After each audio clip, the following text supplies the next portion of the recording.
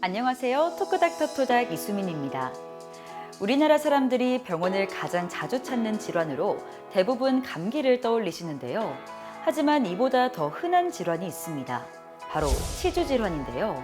실제로 국민 3명 중 1명이 앓을 만큼 흔한 질환이지만 그 심각성은 잘 알려져 있지 않습니다.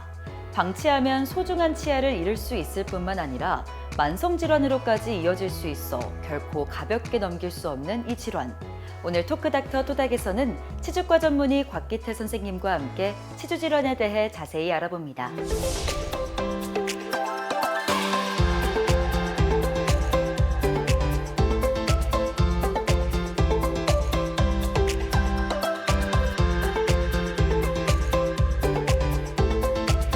선생님 안녕하세요. 네, 안녕하세요. 네.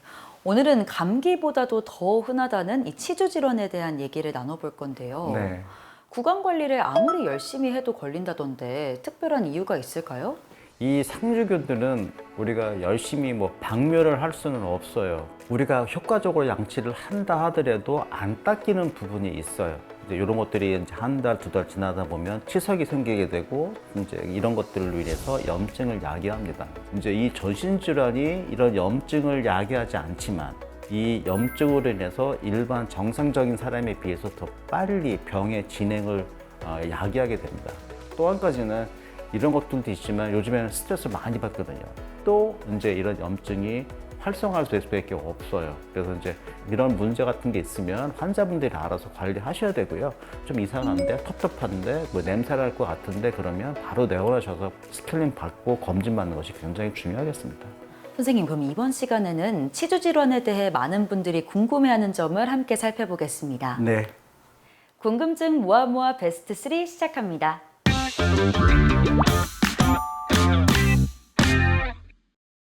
첫 번째 궁금증인데요. 네. 치주 질환의 초기 증상은 무엇인가요? 우리가 무심코 지나쳤던 증상들 중에 작은 경고들이 숨어 있을 것 같은데요. 네. 어떤 증상들이 있나요? 치은염은 치석에 의해서 잇몸이 붓는 경우거든요. 붓는다는 게 뭐냐면 잇몸이 혈관이 확장해서 백혈구라든가 호중구 같은 게 나와서 세균들하고 싸움하게 됩니다.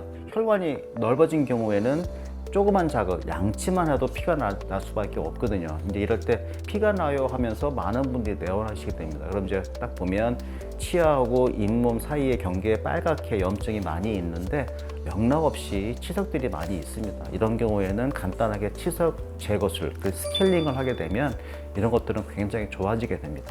그럼 이어서 두 번째 궁금증인데요. 네. 통증이 없어도 꼭 치료해야 하나요? 많은 분들이 아프지 않으면 사실 치료를 미루거나 네. 안 하는 경우들도 많을 것 같아요. 네네. 이렇게 되면 어떻게 되나요?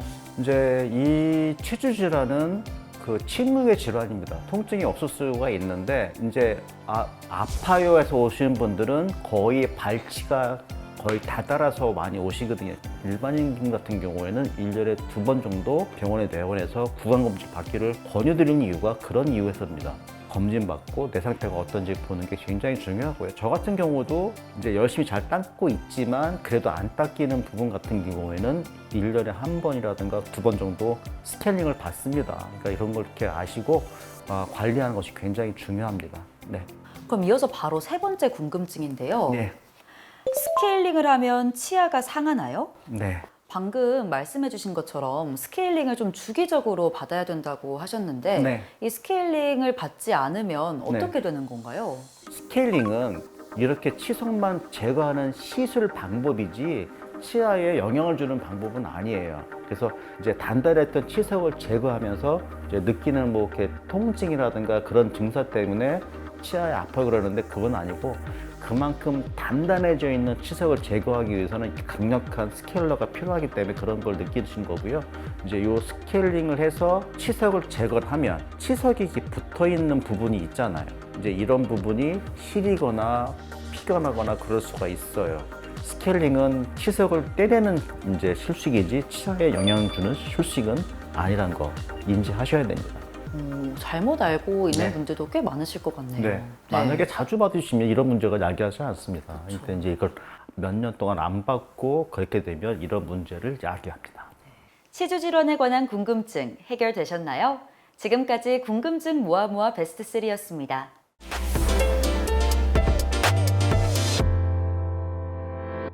물론 환자의 상태나 또 질환의 정도에 따라 다르겠지만 네. 치료 방법은 어떻게 되나요? 이제 염증이 잇몸에 국한되어 있는 경우는 그냥 간단하게 스케일링 받으면 모든 문제는 해결됩니다. 이제 문제는 치주염에 대한 치료인데 이 치료의 관건은 남아있는 잔존 치주골이 얼마큼 있냐에 따라서 이 환자의 치료 방법이 바뀝니다. 잔존 치주골의 양에 따라서 환자분한테 치아의 발치도 권할 수가 있습니다. 이거는 이제 치주염에 영향받은 치아로 인해서 인저치에도 번질 수 있는, 전이 될 수 있는 환경이거든요. 그러면 그 치아를 과감하게 빼버림으로 인해서 인저치를 살릴 수가 있습니다. 근데 그 치료는 내원하셔서 검사하시고 엑스레이 찍어보고 이제 치주골의 양을 판단한 다음에 치료를 받기를 권유드리겠습니다. 중요한 건 더 심해지기 전에 스케일링을 정기적으로 받으면 금방 해결될 수 있는 문제네요. 이제 그게 이제 골든 타임을 이제 정하는 기준이 되겠죠. 네. 선생님, 그럼 이번 시간에는 환자분들의 사연 속에서 솔루션을 찾아보는 시간입니다. 네. 환자분들의 사연을 잘 듣고 진단과 처방을 내려주시면 됩니다. 토닥토닥 솔루션 시작합니다.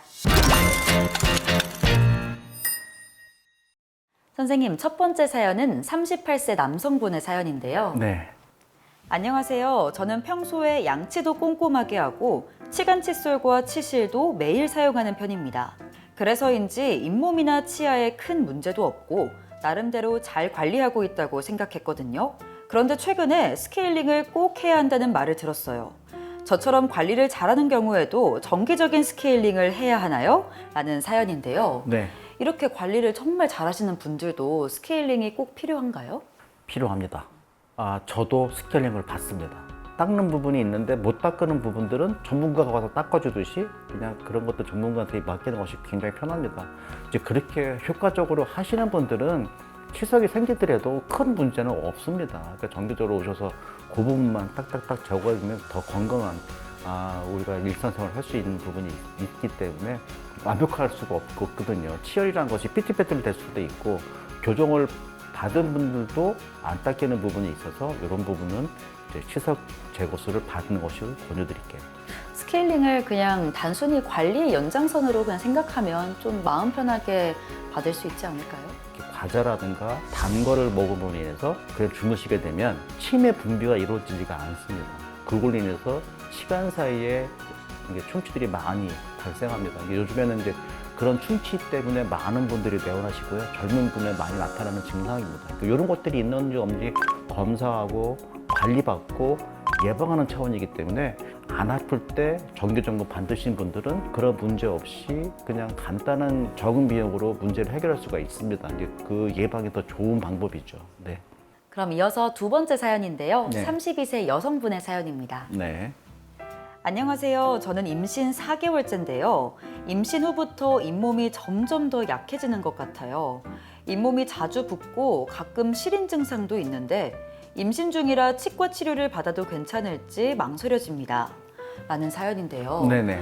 아무래도 이렇게 임신을 하시면 어떤 진료든 좀 조심스러워지는 게 있을 것 같아요. 네, 맞습니다. 네. 그러니까는 먼저 임신을 계획하고 계신 산모라고 하면 치과에 내원해서 충치라든가 뭐 스케일링이라든가 잇몸치료를 받은 다음에 그 임신을 하시는 것이 굉장히 좋은데 그렇지 않다고 그러면 임신하고 초기 3개월, 그 다음에 출산 전 3개월을 제외하고 나머지 그 부분에서는 간단한 치료를 받을 수가 있습니다. 태 중에 아기가 있다 그러면 이제 우리는 이 아이를 보호하기 위해서 딴 때보다도 민감해집니다.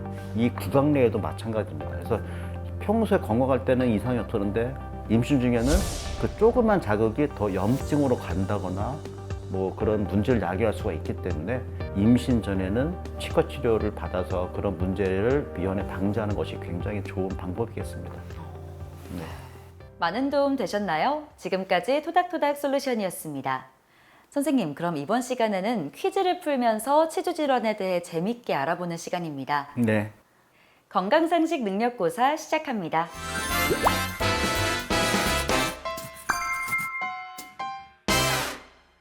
선생님, 첫 번째 문제 바로 주시죠. 네, 첫 번째 문제입니다.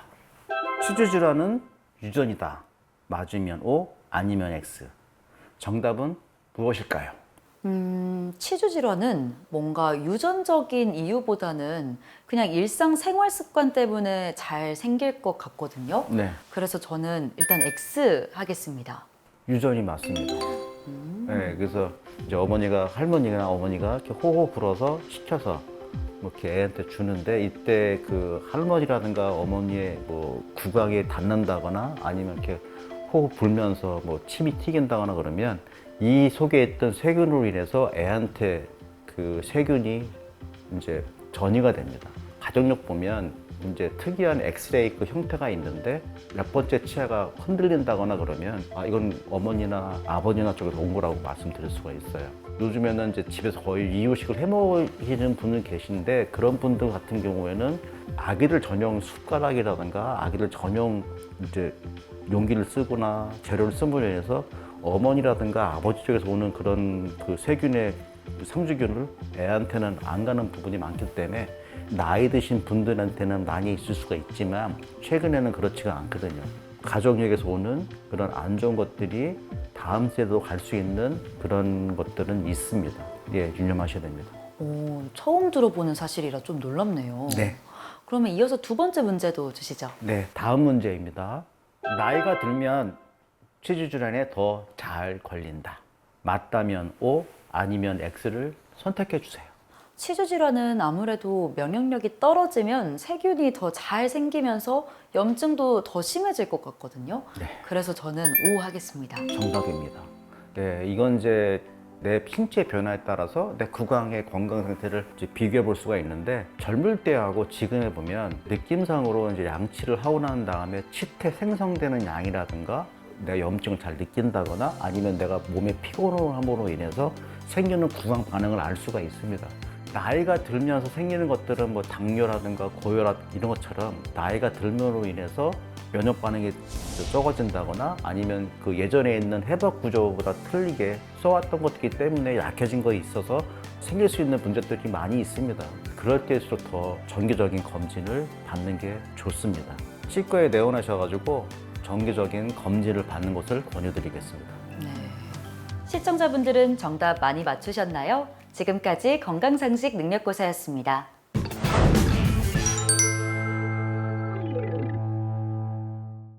선생님, 아무리 치주 질환이라도 예방할 수 있는 방법은 있죠? 네네. 이제 이런 세균들을 박멸을 못한다 그러면 이제 이 친구들하고 이제 평생 가야 되는 방법 찾아야 되는데 그러면 효과적인 양치질하고 치실, 치간칫솔 사용입니다. 근데 내가 열심히 했음에도 불구하고 치석이나 치태가 생긴다 그러면 그건 이제 치과에 내원하셔서 전문가적인 치석 제거술을 받는 것이 맞는 거겠죠. 근데 이런 것들을 안 하시고 뭐 담배 필 거 다 피시고 그 다음에 관리 안 하신 다음에 이거 빼고서 이렇게 해야 됩니다 그러면 뭐 이렇게 돈이 많이 들어가요 그러는데 그렇게 말하기 전에 미연에 돈 안 들어가게 관리받는 것이 굉장히 중요하거든요. 그렇게 하셔야지만 그런 문제를 줄일 수가 있고 이제 내가 막 피곤하고 그렇게 하게 되면 좀 쉬어서 내 몸이 그렇게 회복할 수 있는 시간을 부여하는 것도 굉장히 중요하고 차선책으로는 이제 병원에 정기적으로 내보내셔서 있을 수 있는 문제를 제거하는 것이 굉장히 중요하겠습니다. 이렇게만 관리를 한다면 큰 문제는 없을 겁니다. 그렇죠. 네. 감기보다 흔한 질환이라고 하니까 이런 네. 양치질 하나만으로도 많이 예방할 수 있다면 그거라도 반드시 해야겠어요. 이제 40세 이후부터는 치은염은 거의 80%가 있고요. 치주염은 거의 60%, 70%가 있기 때문에 나는 이제 내가 갖고 있구나 생각하셔야 돼요. 토크닥터 토닥 오늘은 곽기태 선생님과 함께 치주 질환에 관해 궁금했던 점들을 얘기 나눠봤습니다. 저희는 다음 시간에 더 유익한 의학 정보로 인사드리겠습니다. 시청해주신 여러분 고맙습니다.